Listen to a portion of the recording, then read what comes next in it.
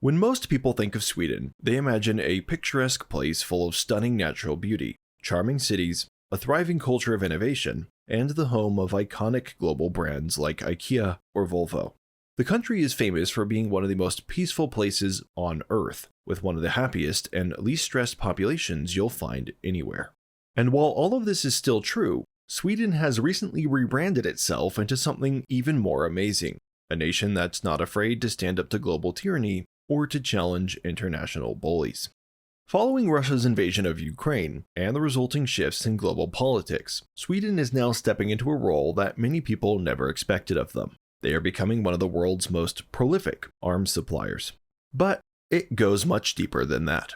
In many cases, Sweden is currently outperforming even much larger nations in providing certain categories of critical military aid to Ukraine, with extensive support including long-range missiles, artillery shells, anti-aircraft defenses, and advanced reconnaissance systems. To some, this is a surprising move. For the past 2 centuries, Sweden has had a strong reputation for neutrality, something that has been a defining feature of its foreign policy since the Napoleonic Wars, and a deeply ingrained part of Swedish national identity. Sweden's neutrality runs so deep that they even managed to avoid direct involvement in both world wars, and to stay neutral in the days of tyrants like Stalin and Hitler. But now, Sweden has ended its isolation and brought its military might to the front lines, standing shoulder to shoulder with Ukraine in its fight for freedom. Vladimir Putin's aggression has apparently been the push Sweden needed, bringing them over the edge and convincing them to abandon their historical neutrality and join the NATO alliance, while simultaneously providing lethal support to Ukraine, the opposite of what Russia likely expected. And Sweden's aid to Ukraine has been far from just symbolic. While they are a relatively small nation, their support has been incredibly meaningful and has played a big part in changing the tide of the war. Sweden's latest aid package alone is massive, worth over $1.2 billion. It includes artillery shells, surface-to-air missiles, and infantry fighting vehicles, all designed to pack a punch and tip the scales in Ukraine's favor. Before the war, people might have expected Swedish support to come mostly in the form of humanitarian aid, but that just isn't the case.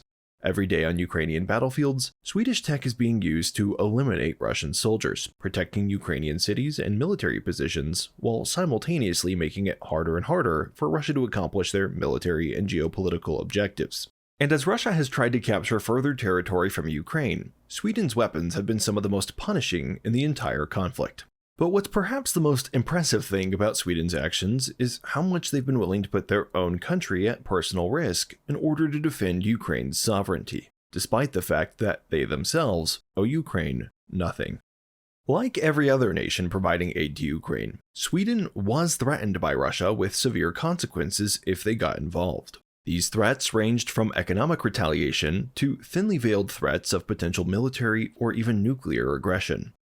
Unlike many other nations, Sweden did not let Russia's threats terrify them into inaction, despite the fact that they live right on Russia's doorstep and probably have more legitimate cause to be worried than most, aside from Finland and the Baltic states of Estonia, Lithuania, and Latvia, who notably are also doing their fair share in standing up to Russia despite immense personal risk.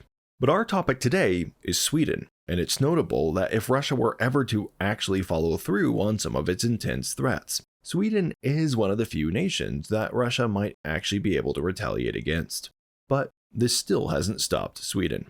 Sweden, after all, sits well within striking range of the Russian Air Force, and also shares the Baltic Sea with Russia, sitting just a short distance from both of the ports housing one of Russia's primary naval fleets.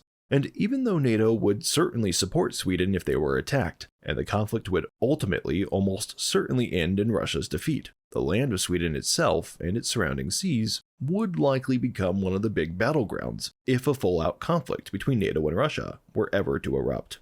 Even more, Sweden is a small country, with a population that is far outnumbered by Russia, who is nearly 14 times Sweden's size. So for Sweden, the risk of bearing the cost of a broader conflict with Russia is real, even if they ultimately won that conflict.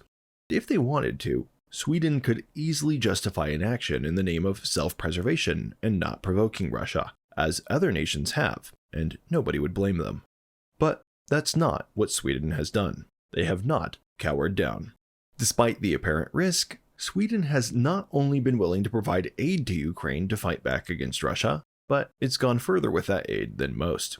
For example, some other countries, like the United States, which are geographically distant from any potential Russian retaliation, have been hesitant to allow Ukraine to use the weapons they provide to strike Russian military targets on Russian territory.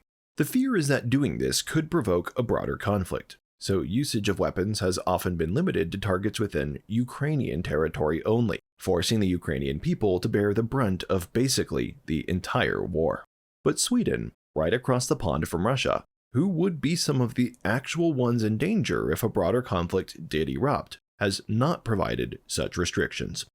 According to many foreign politicians, this should be seen as a reckless move. But Sweden has the right to make its own decisions. And as a nation with a long history of dealing with Russian rhetoric that spans hundreds of years, Sweden has a good sense of when Russia is telling the truth and when they're just bluffing to try to scare people into giving them their way. So Sweden has allowed Ukraine to use their weapons against Russian military targets on Russian territory, a strategic calculation aimed at hastening the end of the war, and thereby saving countless Ukrainian and Russian lives. That's a good thing, because Ukraine's inability to fire on military targets in Russian territory has hurt them greatly, and has definitely contributed to this war dragging on and becoming more costly for both sides. On several occasions, for example, this situation has allowed Russia to mass large concentrations of troops right on Ukraine's border to prepare assaults on Ukrainian cities, without Ukraine being able to effectively fire back upon them, even though they can see exactly what Russia is doing. And this same tactical situation for a long time has allowed Russian military planes to bomb Ukrainian cities with impunity, operating from bases that were well within range of Western weapons that Ukraine was not allowed to use to strike them. This has put Ukraine at a tactical disadvantage that originates not from strategy or capability, but from politics, a key indicator as to why Russia still sees the international political realm as one of its primary wartime battlefields. It's almost as if Russia is directly taunting the West to expose their leadership's lack of willpower. But while many of Ukraine's large Western allies were content to sit back and watch all this happen, for Sweden, enough was enough, and they helped lead the charge in giving Ukraine permission to do what they needed to do. By allowing Ukraine to use their weapons to strike targets within Russia, Sweden is sending a clear message. The days of appeasement are over, and any threat to European stability will be met with decisive action. And Sweden's bravery, combined with their ability to provide superior technology, has made a very meaningful difference for hundreds of thousands of Ukrainian lives. So with that in mind, let's take a closer look now specifically at what Sweden has brought to the table in support of Ukraine. And to understand why this aid is so significant at a strategic and tactical level, we first need just a basic understanding of how the war in Ukraine is being fought. The war in Ukraine has often been dubbed as the world's first drone war, highlighting the importance of sophisticated technology on the battlefield. But seemingly paradoxically, it is also a war that is largely still being decided by a particularly old weapon, artillery, where victory is often determined largely by the amount of ammunition you have available to spare. For Ukraine to continue to mount a defense against Russia, they need to continue to operate at a world-class level on both the drone and artillery fronts. And Sweden is doing its part to ensure that they can do so to the best of their ability, while also supporting Ukraine in other critical areas. Let's take a look specifically at artillery first, where Sweden has helped to fill key gaps. Artillery is of critical importance, because while having a sufficient supply of artillery shells doesn't guarantee that Ukraine can win the conflict, not having enough could guarantee a loss. Both sides currently rely heavily on sustained artillery bombardments to weaken enemy positions, and for Ukraine, sustained artillery firepower is especially essential when it comes to halting Russian advances and preventing Russian forces from gaining additional footholds in strategic areas. More than that, the ability to maintain a consistent supply of artillery shells is crucial for Ukraine's strategy of attrition, where Ukraine holds defensive positions and punishes the Russian army over time by forcing them to take massive losses if they want to continue pushing forward. It's a strategy that's working, and could almost certainly be successful in the long run, provided that Ukraine remains armed with adequate supplies. The problem is that Russia often outperforms Ukraine in sheer volume of artillery shells, giving them the ability to generally fire around 10,000 per day, where Ukraine has only been able to fire around 2,000 per day in return, leaving some of their soldiers inadequately covered. Ukraine's Western partners, generally speaking, have struggled to keep pace with these production demands, and this is where Sweden has come in a critical way. Sweden has been a major partner in supplying Ukraine with 155mm artillery shells, ensuring that they can sustain their artillery operations throughout the conflict. Alone, they haven't been able to fill all of Ukraine's needs, but Sweden's timely provision of artillery shells played a crucial role in helping push Ukraine's stockpile to healthy enough levels for them to keep fighting until at least 2025. This kept Ukraine in the fight for the short term, but more critically, it also bought Ukraine the time it needed to finish its own artillery manufacturing facilities, which will now allow Ukraine to fill much of their own shortfall going forward. These new Ukrainian facilities could mean that artillery shortages become a thing of the past for the remainder of the war, which is exceptional news for all Ukrainian soldiers. But they couldn't have gotten here without the support of nations like Sweden. Artillery has hardly been Sweden's only contribution to this war, though. Not by a long shot. They've also provided critical aid in the more technological side of this war. One of Sweden's most significant contributions has been state-of-the-art anti-air systems, like the RBS-70. This is a man-portable air defense system, or MANPADS, that is highly effective at targeting low-flying aircraft, such as drones and helicopters, providing Ukraine with much-needed capabilities to defend its airspace, and limiting Russia's ability to conduct air assaults with impunity. Critically, the RBS-70 is laser-guided and can operate in conditions that counter electronic warfare or thermal traps, and that has made all the difference for Ukraine in several cases. The RBS-70 has significantly reduced the impact of things like helicopter attacks, along with the drone swarms that Ukrainian cities are often forced to suffer through. And even the mere presence of the RBS-70 serves as a deterrent in many cases, preventing Russia from assaulting certain targets in the first place. In a similar category, Sweden has also recently provided Ukraine with 2 airborne early warning and control aircraft, or AWACS. These AWACS planes are some of Sweden's most prized assets, and giving them up to Ukraine marks a calculated risk for the Swedish military. But Sweden's Prime Minister, Ulf Kristersson, has framed it as a necessary step. Better to stop Russia far from home than to have to face an emboldened Putin closer to Sweden's own borders.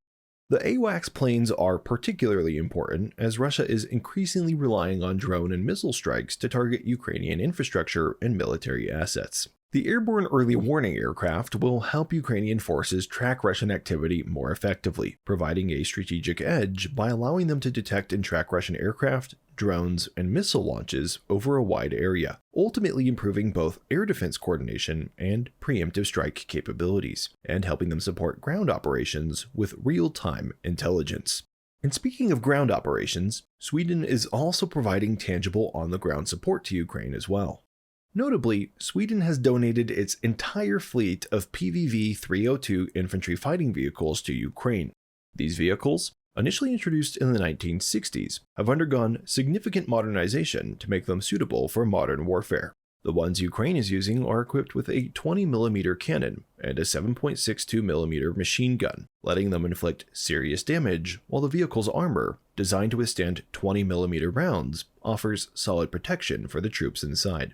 With a capacity to carry 8 soldiers in addition to its crew of 3, the PVV has played a significant role in enhancing Ukraine's infantry mobility and protection, especially in contested areas where rapid movement is essential. And it's a huge step up from the non-enhanced Soviet-era vehicles that many Russian soldiers are currently being forced to use on the battlefield.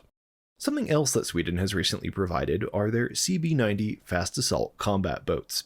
These boats are ideal for helping to control river crossings and coastal areas, which are crucial natural borders in the conflict. By providing these boats, Sweden is enhancing Ukraine's potential to secure vital waterways and support amphibious operations if necessary. That's not all Sweden has provided, but it's a big enough sample to give a clear picture of how their aid is changing the tide of the battlefield. Significantly, the weapons and systems Sweden is providing to Ukraine are not just off-the-shelf hand-me-down solutions. Instead, they represent the cutting edge of military technology. This is in contrast to the solutions that have been provided to Russia by their allies. which are often just old stockpiles, like artillery shells from North Korea that are prone to malfunctions, either not exploding at all or exploding at exactly the wrong time on their handlers.